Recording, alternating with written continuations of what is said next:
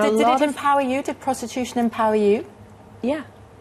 I felt that it did. Would you go back to it? I would do it again. I think I'm possibly a tiny bit too old and overweight for the sort of work I was doing then. But yeah, if I could go back in time, if I got in the TARDIS and went back to 2003, I would make that choice again. Well, feminist writer Andrea Dworkin, for example, she said male dominance means that the society creates a pool of prostitutes by any means necessary so that men have what men need to stay on top, to feel big, literally, metaphorically, in every way. So she's saying that a prostitute cannot feel empowered. It is the man who is in charge.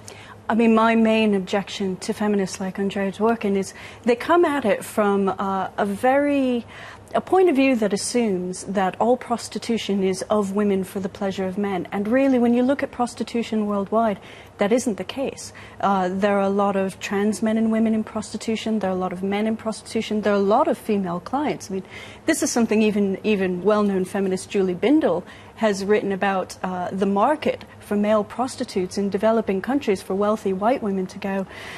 If she wants to criticize the power structure that allows this to happen, I see that as a valid criticism, but to paint it entirely as the oppression of women by men is just out of step with the reality of the business. OK, well, then from feminists to scientists, what about scientists who've taken the anti-prostitution approach based on their research, such as Melissa Farley, an American clinical psychologist, for example? She says all prostitution causes harm, whether it's being sold to one's family, to a brothel, being sexually abused in one's family, running away from home, or whether one is in college and needs to pay for next semester's tuition.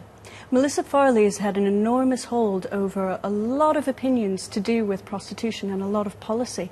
We have to remember that this is a researcher who's not only criticized by her own colleagues, but her testimony was all but disregarded when she gave testimony in Canada regarding the recent brothel cases, for instance.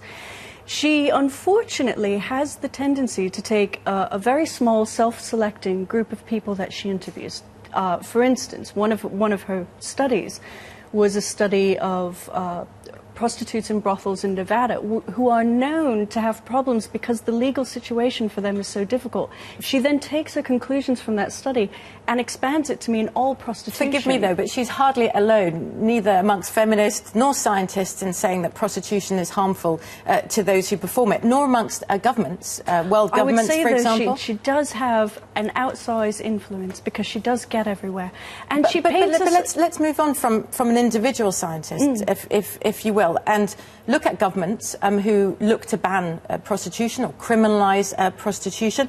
France's Minister for Women, Najat Vallaud-Belkacem, has declared this June she wants to ban prostitution altogether. Yes. Last year, the French National Assembly passed a resolution saying its objective was a society without prostitution, and clients of sex workers face prison in a handful of European countries, not just in Britain, but also Sweden, Norway, Iceland as well. Well, that's not actually the case in Britain at the moment, but there are consultations going forward in Ireland and Scotland which would criminalise people who buy sex.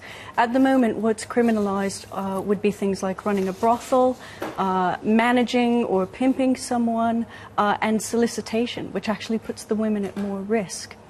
But to go back to France specifically, I find it very interesting that they would like to have a society without prostitution.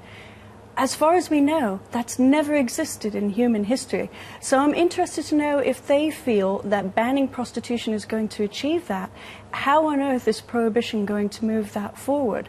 I would really like them to take a step back and consider what are the circumstances under which prostitution exists. Making criminals out of people at the tail end of a number of decisions surely isn't going to help anyone.